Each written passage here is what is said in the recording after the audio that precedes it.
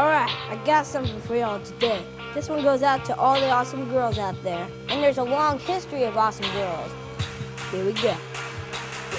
I'm talking Susan B., Anthony, Gwendolyn Brooks, Poetry, Anne Frank, Frida Kahlo, Ruby Bridges, Jackie O, Juliet, Gordon Lowe, Harriet, Peaches Stowe, Sally Ride, went to space, Mary Bowser was a free slave, Maya Lynn, Tina Fey, Mother Teresa, Dorothy Day, Rachel Carson, Julia Child, Serena Williams, Cosmo Clown, Nellie Bly, Jenny Goodall, Rosa Parks, Stu Perrault, Helen Keller, Marla too, and to watch Maya Angelou, Eleanor Roosevelt leading in the White House, Beverly Cleary, riding Ralph S. Mount, Sandra Day O'Connor, referred to as Your Honor, Lady Bird Johnson, to Ruth Muscat Bronson, Rosalind Franklin, Harriet Tubman, Elizabeth Shirley Flynn, come on Stacey Allison, Amelia Earhart, fly around the world, talking awesome girls, I'm talking awesome girls.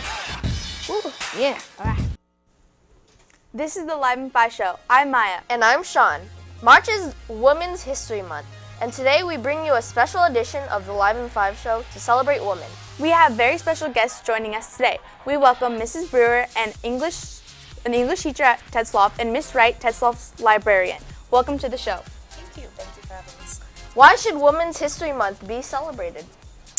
Well, there's a lot of great women, as you just saw in the kids' video, that have really changed our history, especially in the United States, but worldwide as well. Okay, well, what women inspire you? I'll say, besides my mother, when I was in school, I did a lot of reports on Eleanor Roosevelt, and I think she revolutionized the role of the First Lady. She wrote for a newspaper while she was in office. She held all women press conferences. She invited African Americans to the White House. So at that time, I think she was very revolutionary and inspiring. We want to know how women had made an impact in your lives. Live in 5 reporter LV got the scoop. Hey children, it's Women's History Month, and this month we celebrate the accomplishments and hardships made by women. It began as a local celebration in Santa Rosa, California, and it has spread worldwide. Let's see how people around the community feel about Women's History Month and who has inspired them. If we show emotion, we're called dramatic. So what does Women's History Month mean to you? Women's History Month means to me that as women, we are closing the gaps between what men have been able to accomplish. So now women are accomplishing many things. They are being successful in the sciences. We have physicists, we have engineers, we have many scientists, and I know that women are paving the way. And I was really happy to see that this year you girls took a trip to Gar High School and did a day for women in science. So that's really exciting because I know that we are closing the gap. You know, when I think about those 62 million girls that aren't in school, I think about myself, I think about my daughters, because we dream of equal opportunity, delusional. When we stand for something, we're unhinged. Other than that, probably like you, LV, or Adrian. LV influences me. She has a voice, you know, gets the show running. Mr. Porter isn't here. She gets the show going. She's like a mini Porter, mini Mr. Porter. And Adrian, she does the show. Without her, there would be no mic checks, none of that. We wouldn't have sound. We'd be like on field mics, and it would sound terrible. But other than that, those are the two people who influenced me on the show. So we talked about before that you are the first woman to become the superintendent for the ABC district. So what challenges did you face as a woman and to become the superintendent? So not only as a woman, but also a person of color.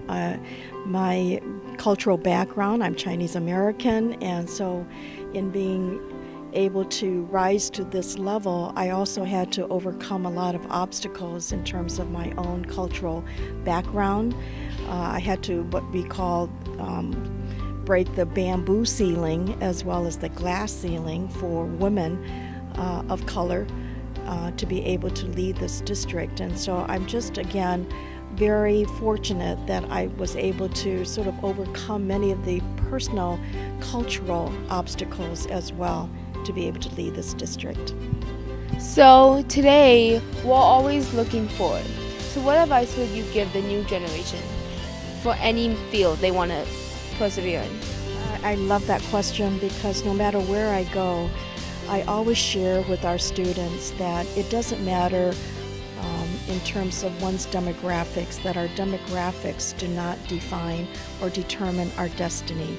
And so whether you're poor, an English learner, or parents without the access to resources as well as finances, it is still very possible that a student with big dreams can still succeed in obtaining their dreams. Well, that concludes Women's History Month. Women's History Month is growing rapidly each and every day from the accomplishments that our generation is becoming. And this is Elvie, and I'm from the Live 5 crew. Moment to look back at how Women's History Month got started. In the United States, March is Women's History Month. It honors women's contributions in all areas of life, as scientists, inventors, artists, politicians, and more. The celebration began in 1978, when the school district of Sonoma, California, hosted a week-long recognition of women's accomplishments throughout history. The idea spread, and in 1980, President Jimmy Carter proclaimed the week of March 8th National Women's History Week. 6 years later, an organization called the National Women's History Project convinced Congress to dedicate the entire month of March to women's history. Each year, a special focus for the month is declared by the National Women's History Project. For example, important artists like photographer Dorothea Lange and painter Mary Cassatt have been celebrated. Pioneers such as educator Mary McLeod Bethune, Clara Barton, who founded the Red Cross, Amelia Earhart in aviation, and First Lady Michelle Obama have also been honored. Women's History Month celebrates unsung heroes too. The countless women who helped when our country was at war, women who run businesses and volunteer in their communities, single mothers who work and raise families, and the unknown writers and artists in history whose works were never made public, yet teach historians much about our country's past. Which women in your life would you like to celebrate? What female accomplishment stands out to you the most? Well, for most of history, women have been oppressed, and about 100 years ago, an amendment was passed allowing women to vote. So I think that's a huge accomplishment. We all need a voice. Okay. Women weren't always treated as equals in the U.S., and many changes have come about to change that. Check out this story on just few of those many changes.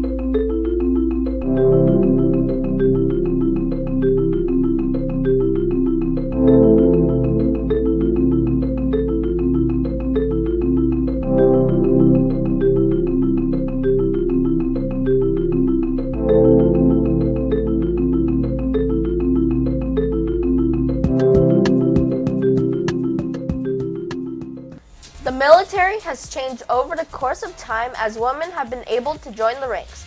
Check it out. Did you know that women have been a part of the military since the Revolutionary War? It's true. Deborah Sampson Gannett from Massachusetts, she joined the Army in 1782, disguised as her brother. She served for 17 months and was wounded twice. She even cut a musket out of her own thigh so doctors wouldn't find out she was a woman. In World War II, a total of 350,000 women served in the U.S. military, including Bea Arthur from Golden Girls. She served from 1943 to 1945. Irene England from El Paso, Texas, was one of the first female aviators as part of the Women Air Force Service pilots. She was one of the first women ever to be awarded veteran status after the war. But it doesn't stop there. In 1998, Eileen Collins of the United States Air Force became the first woman space shuttle commander. Women represent over 26% of NASA's astronaut corps. Many of them, past and present, come from military backgrounds. In 2012, the first female veteran were elected to Congress. Today, there are over 200,000 women serving in the armed forces in all positions from all walks of life. From enlisted to officer, private to general. Women are an integral part of the U.S. Armed Forces, now just as much as ever. And they keep making history. Like U-2 pilot Lieutenant Colonel Meryl Tengesdahl, the first African-American woman to fly the Air Force's elite spy stealth plane. Or Army Surgeon General Lieutenant General Patricia Horoho, the second woman in history to hold the position.